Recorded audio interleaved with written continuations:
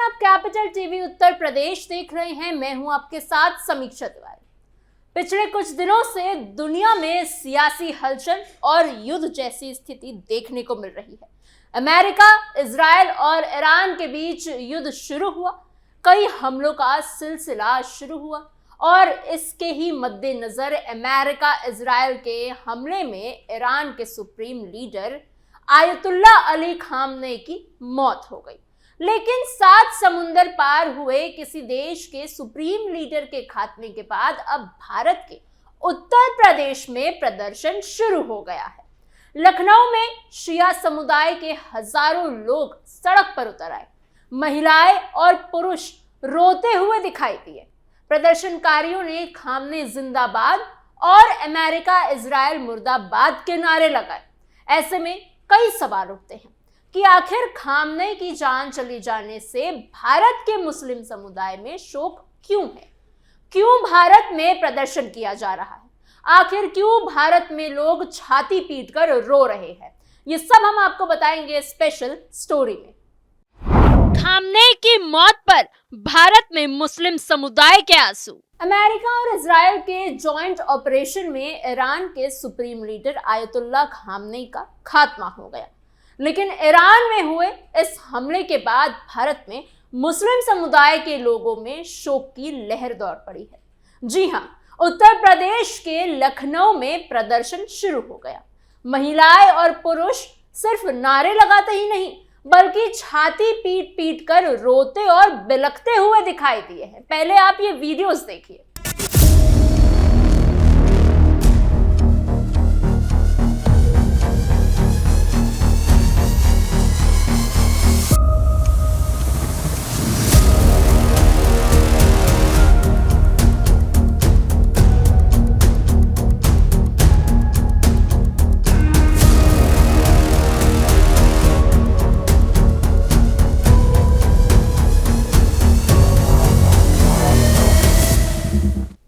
देखा आपने, ऐसे ही एक महिला रोते हुए मीडिया के सामने कहती है, जिनकी नस्लों में धोखा और गद्दारी है, उन्होंने खामनेई को धोखे से मारा। खामनेई मेरा शेर था, कयामत तक रहेगा। एक मरेगा, 1000 खामनेई आएंगे। लानत है अमेरिका और इजराइल पे। इनकी नस्लें गद्दार और धोखेबाज हैं। लखनऊ समेत कई शहरों में शिया समुदाय के लोग सड़क पर उतर आए हैं। कई जगहों पर महिलाओं और पुरुषों को रोते बिलखते हुए देखा गया। कुछ प्रदर्शनकारियों ने मीडिया के सामने भावुक बयान दिए और अमेरिका और इजराइल के खिलाफ नारे लगाए। पुलिस ने हालात देखते हुए पूरे प्रदेश में हाई अलर्ट जारी कर दिया है। मुख्यमंत्री योगी आदित्यनाथ ने अधिकारियों के साथ बैठकर संवेदनशील जिलों में ज्यादा सतर्कता बरतने के निर्देश दिए हैं। खास तौर पर लखनऊ, जौनपुर, आजमगढ़, गाजीपुर, मुजफ्फरनगर और मेरठ जैसे जिलों में पुलिस की निगरानी बढ़ा दी गई है, जहां शिया आबादी सबसे ज्यादा मानी जाती है। आयतुल्ला खामनेई 1989 से ईरान के सर्वोच्च नेता यानी सुप्रीम लीडर माने जाते हैं और देश की राजनीति, सेना और न्याय व्यवस्था पर उनका फाइनल कंट्रोल था। इससे पहले वो ईरान के राष्ट्रपति भी रह चुके हैं। 1979 की इस्लामिक क्रांति के बाद जो शासनकाल बना, उसमें सुप्रीम लीडर का पद सबसे ताकतवर माना जाता है। खामनेई के कार्यकाल में ईरान की विदेश नीति अमेरिका और इजराइल के खिलाफ काफी सख्त रही। उन्होंने कई बार पश्चिमी देशों की नीतियों की आलोचना की और ईरान के परमाणु कार्यक्रम का समर्थन किया। हालांकि उनके शासन को लेकर अंतर्राष्ट्रीय स्तर पर लगातार सवाल उठते रहे। कई ह्यूमन राइट्स संगठनों ने आरोप लगाया कि ईरान में फ्रीडम ऑफ एक्सप्रेशन सीमित है। सरकार के खिलाफ बोलने वालों पर कार्यवाही की गई और राजनीतिक विरोध को सख्ती से दबाया गया। 2022 में महसा अमीनी की मौत के बाद ईरान में बड़े पैमाने पर विरोध प्रदर्शन हुए। महिलाओं ने हिजाब कानून और सामाजिक पाबंदियों के खिलाफ भी आवाज उठाई थी। इन प्रदर्शनों पर सुरक्षा बलों ने कड़ा रुख अपनाया था। बड़ी संख्या में गिरफ्तारियां हुई थी और कई लोगों की मौत की खबरें भी सामने आई थी। महिलाओं के अधिकार, मीडिया की आजादी और राजनीतिक खुलापन जैसे मुद्दों पर खामनेई की नीतियों की काफी आलोचना होती रही। भारतीय मुसलमानों का खामनेई से क्या रिश्ता? लखनऊ में हालात सबसे ज्यादा चर्चा में रहे। छोटा इमाम बाड़ा के मुख्य गेट पर खामनेई की बड़ी तस्वीर लगाई गई, जिसके सामने शिया समुदाय के लोग मातम करते नजर आए। खामनेई जिंदाबाद और अमेरिका इजराइल मुर्दाबाद जैसे नारे लगाए गए। ऑल इंडिया शिया पर्सनल लॉ बोर्ड के 3 दिन के शोक की घोषणा की है। बोर्ड के महासचिव मौलाना यासूब अब्बास ने लोगों से घरों पर काले झंडे लगाने और काले कपड़े पहनने की अपील की। रोजाना मजलिस आयोजित करने की बात भी कही गई। इन घटनाओं के बीच प्रशासन ने एहतियातन कुछ उड़ानों को भी रद्द किया है। लखनऊ से सऊदी अरब जाने वाली फ्लाइटें रोकी गई। Dubai, Riyadh, Muscat, Abu Dhabi, Dammam और शारजहां की उड़ान पर असर पड़ा।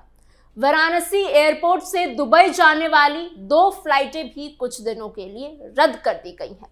अधिकारियों का कहना है कि यह कदम सुरक्षा कारणों से उठाया गया है ताकि किसी तरह की अप्रिय स्थिति ना बने। लेकिन इन प्रदर्शनों के बीच एक बड़ा सवाल भी खड़ा हो रहा है कि भारत के मुसलमान, चाहे वो शिया हो या फिर सुन्नी, भारतीय नागरिक है और उनका जीवन, अधिकार और जिम्मेदारियां भारत के संविधान से जुड़ी है। ईरान एक अलग देश है, उसकी राजनीति अलग है और उसका नेतृत्व वहां के लोगों का मामला है। ऐसे में किसी विदेशी नेता के मौत पर भारत में बड़े पैमाने पर राजनीतिक नारेबाजी और प्रदर्शन करना क्या उचित है? कई सामाजिक और राजनीतिक एक्सपर्ट्स का कहना है कि धार्मिक भावनाएं अपनी जगह है, लेकिन किसी दूसरे देश की राजनीति को भारत में और वो भी उत्तर प्रदेश की सड़कों पर लाना सही संदेश नहीं देता। आखिर भारत के मुस्लिम समुदाय का 7 समुंदर पार हुए एक कट्टर राजनीतिक नेता से क्या रिश्ता है?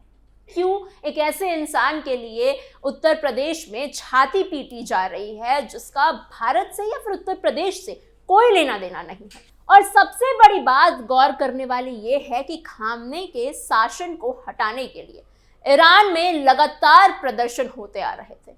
2026 के शुरुआत से ही ईरान में लोग सड़कों पर उतर गए थे। तस्वीर को साफ करते हुए अगर कहूं तो ईरान के जेंजीज में खामनेई के खिलाफ सबसे ज्यादा गुस्सा था।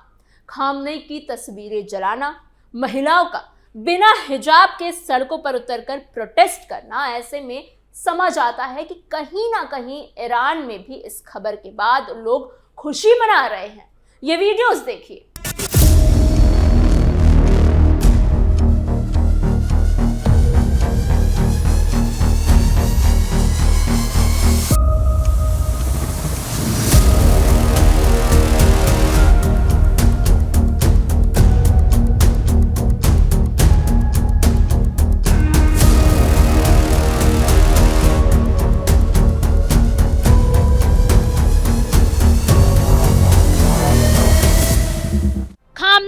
छवि दुनिया भर में विवादित रही है। एक वर्ग उन्हें धार्मिक नेता और मार्गदर्शक यानी गाइड मानता था, तो दूसरा वर्ग उन्हें सख्त और कट्टर शासक के रूप में देखता था। खासकर महिलाओं के अधिकारों को लेकर उनकी नीतियों की आलोचना होती रही। ईरान में महिलाओं के पहनावे, सार्वजनिक जीवन और एक्सप्रेशन पर सख्त नियम लागू रहे। कई बार इन नियमों को लेकर अंतर्राष्ट्रीय मंचों पर सवाल उठे। ह्यूमन राइट्स समूहों ने कहा कि असहमति की आवाज को दबाया गया है और लोकतांत्रिक अधिकार सीमित किए गए।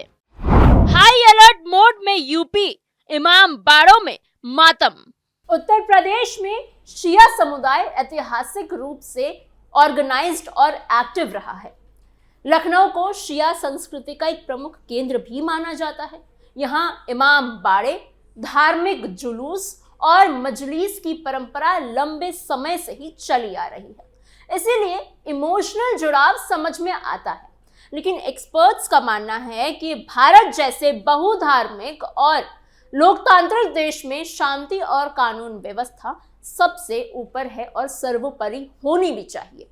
प्रशासन का कहना है कि किसी को भी कानून हाथ में लेने की इजाजत नहीं दी जाएगी और सोशल मीडिया पर भड़काऊ पोस्ट पर भी नजर रखी जा रही है। कई लोगों का यह भी कहना है कि भारतीय मुसलमानों को अपनी ऊर्जा और चिंता देश के सामाजिक, एजुकेशनल और आर्थिक मुद्दों पर ही लगानी चाहिए। विदेश में किसी नेता की राजनीति पर प्रतिक्रिया देना व्यक्तिगत भावना हो सकती है, लेकिन पब्लिक ऑर्डर को अफेक्ट करना सही नहीं माना जा सकता। फिलहाल उत्तर प्रदेश में हालात नियंत्रण में बताए जा रहे हैं और उत्तर प्रदेश के साथ देश के कई जगहों पर भी प्रोटेस्ट देखने को मिल रहा है, जैसे कश्मीर और बिहार के सीमांचल क्षेत्र में भी। पुलिस लगातार निगरानी कर रही है। प्रशासन ने लोगों से शांति बनाए रखने की अपील की है। खामनेई की मौत के बाद ईरान में नए नेतृत्व को लेकर भी चर्चाएं शुरू हो चुकी है अभी से, लेकिन भारत में मुख्य चिंता कानून व्यवस्था और सोशल हार्मनी को बनाए रखने की है। आने वाले दिनों में ये देखा जाएगा कि हालात कितनी जल्दी सामान्य होते हैं। फिलहाल इस खबर में इतना ही। आपको हमारी ये खबर कैसी लगी हमें कमेंट बॉक्स में जरूर बताइएगा। ऐसी और खबरों के लिए और अपडेट्स के लिए बने रहिए कैपिटल टीवी उत्तर प्रदेश के साथ।